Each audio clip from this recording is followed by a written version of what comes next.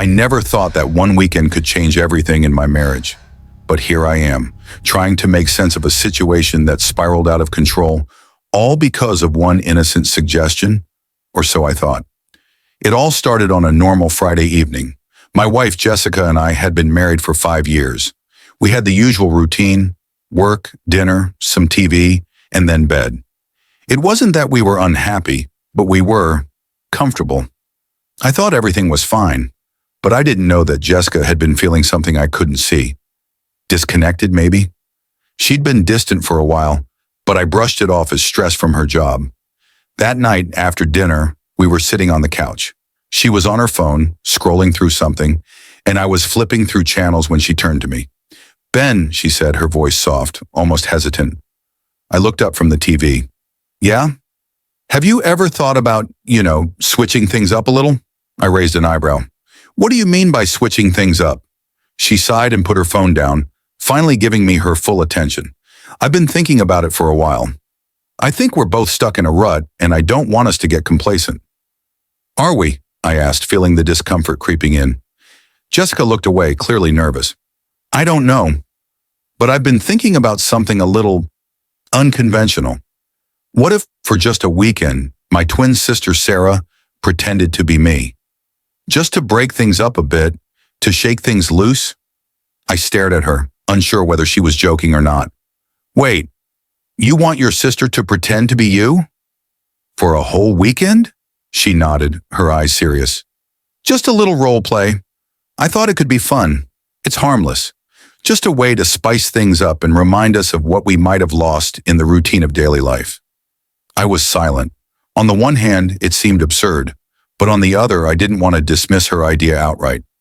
Jessica was adventurous, always looking for new ways to keep things exciting. It was one of the things I loved about her, but this felt different. "I don't know, Jess," I said cautiously. "That's a bit much, don't you think?" She gave me a pleading look, almost like she was trying to convince herself. "It's just role play, Ben. Nothing will happen. It'll just be a harmless experiment. I trust you, and I trust Sarah. I just think it could remind us of how we used to be, you know?"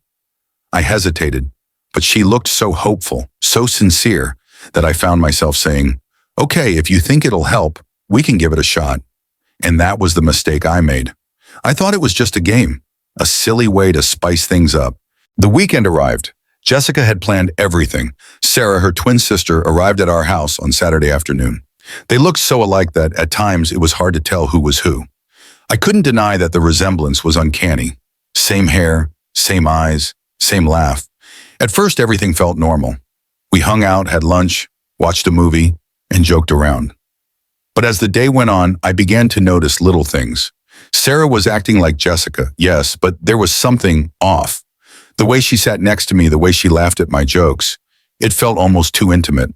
It was like I was seeing a side of Jessica I hadn't noticed in a long time. By that evening, the discomfort I had been ignoring started to grow. The line between Jessica and Sarah had become blurred. At one point, I looked up and realized that Sarah was sitting next to me on the couch, a little too close, and for a split second, I thought it was Jessica. When I realized it wasn't, I felt my heart skip a beat. My stomach churned. I had to remind myself who was who. But the longer I stayed in that moment, the more my mind began to question. Why was this bothering me so much? By the time we went to bed that night, I was feeling uneasy. Jessica had gone to bed early, leaving Sarah and me alone in the living room. The air between us felt charged. As we watched TV, Sarah leaned closer. Her hand brushed mine. It wasn't an accident. I knew it wasn't. And yet, I didn't pull away. I couldn't. She looked at me, and her eyes were intense. Too intense. "You know, Ben," she said softly, "I always admired how you treated Jessica. You've been so patient with her. I can see why she married you." Her words were too much. They felt like a confession, like she was seeing me in a way I wasn't prepared for. I forced a smile, trying to play it cool, but inside I was panicking. What had I gotten myself into? The night ended with me going to bed beside Jessica, my thoughts racing. This was a mistake. We shouldn't have done this. But the damage had been done. Sarah had crossed a line I couldn't ignore. The next morning, everything was awkward. Sarah seemed too comfortable in our space, too familiar. I couldn't stop thinking about the previous night.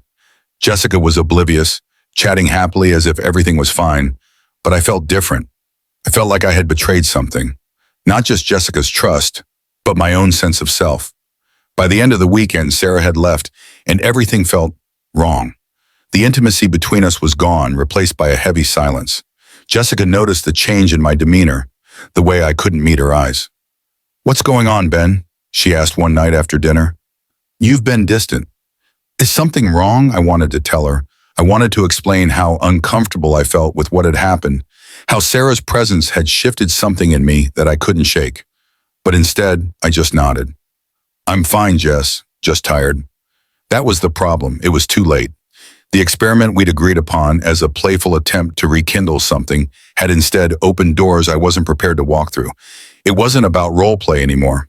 It was about the emotions that came with crossing boundaries, even ones we created ourselves.